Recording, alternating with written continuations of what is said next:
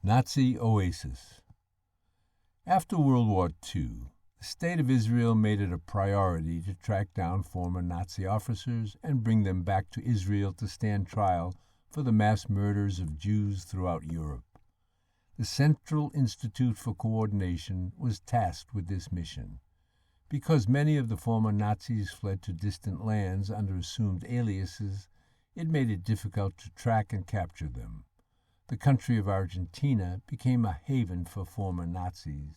It is believed that many anti-Semitic sympathizers reside in Argentina and help to conceal the identity of former Nazis.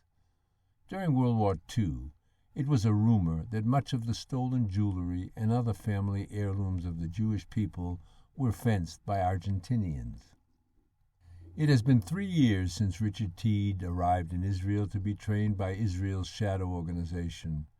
The newly named Mossad pursued all enemies of the State of Israel. Many so-called civilized countries shrieked at the Mossad's unconventional methods, but in secret they all understood their objectives, and many aided them when possible. Teed, now a mature 25-year-old, is now looking the part of an international mover and shaker. Teed now sports a light brown beard with his trimmed coif covered by a stylish fedora. Teed arrives at Ezeiza Airport in the province of Buenos Aires in Argentina. Teed is accompanied by a strikingly beautiful woman that bears an amazing resemblance to Swedish actress Greta Garbo. Teed and his companion walk through the airport hugging each other while whispering into each other's ears. The couple walks out of the airport and hails a cab to take them to the swanky Hotel Palmyra. 3 hours later, after an apparent intensive sexual session, Teed and his companion, Danya Frank, lay in bed smoking Parliament cigarettes. Parliament cigarettes gained prominence in the 1930s as a cigarette for the wealthy. "These are rather rich cigarettes," says Danya, as Teed coughs from inexperience of smoking cigarettes. "Why are we smoking?" asks Teed. "We must immerse ourselves in this world. The scum we will be dealing with must think that we are of their world. So we must smoke their disgusting cigarettes, eat their repulsive swine, and drink their horrid liquor. Jehovah will forgive us for our sins," says Danya. Teed watches as a shapely Danya gets out of the bed and walks to the bathroom. Teed can feel Danya's impassionate resolve and her lifelong mission to defend Israel from its enemies through her stark words. The exotically beautiful Danya Frank is a pleasure to the eye, but she is equally dangerous to those who catch her ire. Danya is an operative in Israel's Mossad secret military organization. Danya is a Hungarian Jew. Both her parents were viral biologists forced to work on secret projects for the Nazis. Danya and her parents were placed into a little-known concentration camp outside of Budapest, shortly after the Nazis invaded Hungary. Her parents were working on a unique blood antigen that could help to improve the human immune system. The Nazis wanted to corrupt the Franks' research. They wanted to create a pathogen to attack the human immune system. It was all a part of the Nazis' final solution to rid the world of Jews, the physically challenged, gypsies, the mongrel races, and homosexuals. Even though she was a woman, Danya garnered the respect of her superiors as well as her colleagues. Many within Mossad lost family and friends in the Holocaust, but Danya escaped while killing several Nazis, a feat not easily accomplished by many, especially a diminutive 15-year-old girl standing at 5 foot 4 inches. It is unclear exactly what precipitated her killing rampage, but the rumor was that she decapitated 3 Nazis with a dull butter knife. Danya strolls back into the room. "Tonight we are going to find our mark. Tonight we hunt the wolf," says a determined Danya. The Hotel Palmyra doubles as a high-roller casino on the weekends. It doesn't have the pomp and circumstance of Cuban casinos, but it does have its bigwigs. Unlike its Cuban counterparts, the Hotel Palmyra patrons come strictly for the intense gambling. The games of choice for this crowd are poker, roulette, and craps. Each table carries a minimum buy-in of $10,000. They made the minimum buy-in high to keep the pretenders and riffraff out of the games. Sitting at his usual perch at the roulette table, Albrecht Krauss relishes being the center of attention. Krauss has been on a tremendous winning streak on and off the roulette table. The early 50s playboy has been rumored to have bedded upwards of 4 dozen women since coming to the Argentinian capital. He normally allows some beautiful senorita to blow on his dice for good luck. While they are blowing on his dice, Krauss orders them drinks. Krauss's newest conquest is a 30-something Latina with an hourglass shape and an even prettier face. He always liked young women at least 20 years his junior. The new girl fit the bill.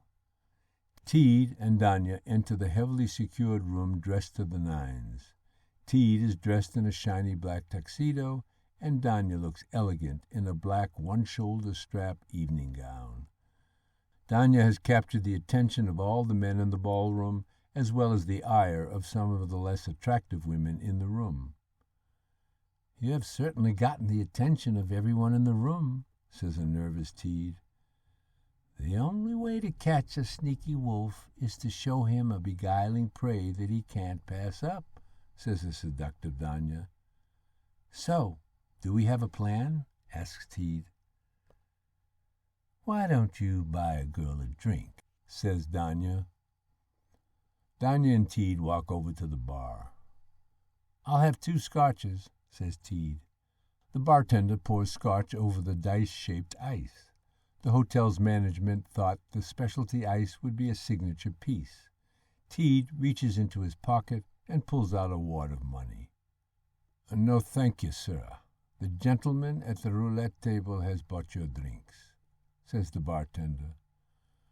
Krauss raises his glass to Teed and Danya. He motions for them both to come over to his table. "Game on," says Danya. Klaus's lucky streak continues on the roulette table throughout the night. The presence of Danya has brought Krauss luck that he has never experienced. He is up 30,000, and his previous high was 15,000.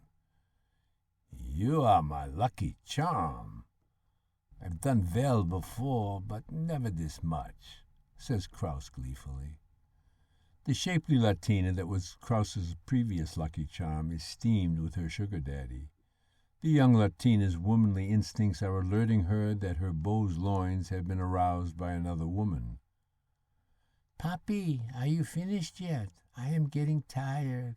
I think it is time we leave," says the young Latina in an overly seductive tone. Krauss's interest has been shifted toward Danya. "Sweetie, you can go. I think I will be here for some time. I think my luck can only get better," says Krauss as he looks at Danya. Danya winks seductively back at Krauss. Danya turns to Teed. She taps the table as if to give him a message. "Honey, aren't you tired?" asked Dana suggestively. "Yes, I'm going to turn in," says a baffled Teed. Both Teed and Krauss's young Latina leave the roulette table area. Danya has gotten intimately close to Krauss. "So, who is the gentleman you were calling honey?" asks an inquisitive Krauss. Danya laughs. "Do you really care?" Krauss laughs and nods his head no. "He is my husband. We have a business arrangement," says Danya. "I like your arrangement," laughs Krauss. "So, tell me about you. You surely seem to command the attention of the room," asks Danya. "My name is Albrecht Krauss." "Well, Mr. Krauss, my name is Heidi Schmidt," says Danya. Danya knows that it is imperative to get Krauss to trust her. She figures no easier way to get him to trust her than to tell him she is from his fatherland. The name Schmidt is a very popular name in Germany. It is the equivalent of the surname Smith in America. Normally, Germans with the name Schmidt were pure Aryans. Danya is hoping that Krauss will make that assumption. It has always been suggested that many with the surname descended from Aryans with origins near the Caucasus Mountains. These people became known as Caucasians, or pure white people. So, what is a beautiful, rich German woman like yourself doing here? Asks a somewhat intoxicated Krauss. I am here looking for fun. I wanted to go somewhere that I could let my hair down. Is this that place? Asks Danya as she strokes Krauss's hair. Oh yeah, this is surely that place. You are an amazing woman, says Krauss. Let me show you how amazing I am, says Danya.